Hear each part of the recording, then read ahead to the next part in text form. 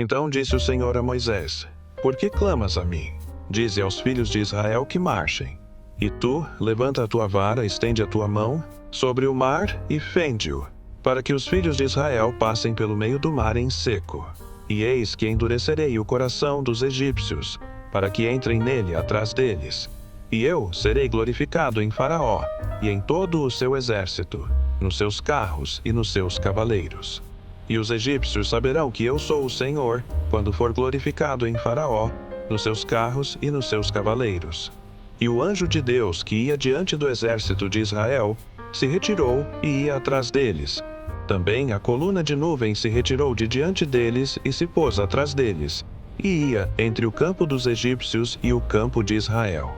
E a nuvem era escuridão para aqueles, e para estes esclarecia a noite, de maneira que em toda a noite não chegou um ao outro.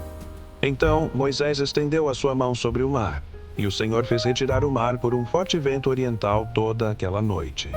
E o mar tornou-se em seco, e as águas foram partidas.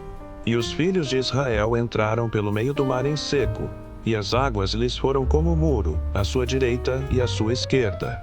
E os egípcios os seguiram, e entraram atrás deles todos os cavalos de Faraó, os seus carros e os seus cavaleiros, até o meio do mar. E aconteceu que, na vigília daquela manhã, o Senhor, na coluna de fogo e de nuvem, viu o campo dos egípcios e alvoroçou o campo dos egípcios. E retirou-lhes as rodas dos seus carros e fê-los andar dificultosamente. Então disseram os egípcios: Fujamos da face de Israel, porque o Senhor por eles peleja contra os egípcios.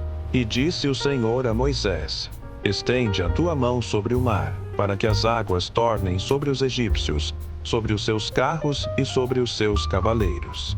Então Moisés estendeu a sua mão sobre o mar, e o mar retornou à sua força ao amanhecer, e os egípcios fugiram ao seu encontro, e o Senhor derrubou os egípcios no meio do mar, porque as águas, tornando, cobriram os carros e os cavaleiros de todo o exército de Faraó, que os haviam seguido no mar.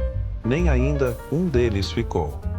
Mas os filhos de Israel foram pelo meio do mar em seco, e as águas foram-lhes como um muro, a sua mão direita e a sua mão esquerda. Assim o Senhor salvou Israel naquele dia da mão dos egípcios. E Israel viu os egípcios mortos na praia do mar. E viu Israel a grande mão que o Senhor mostrara aos egípcios. E temeu o povo ao Senhor, e creu no Senhor e em Moisés, seu servo.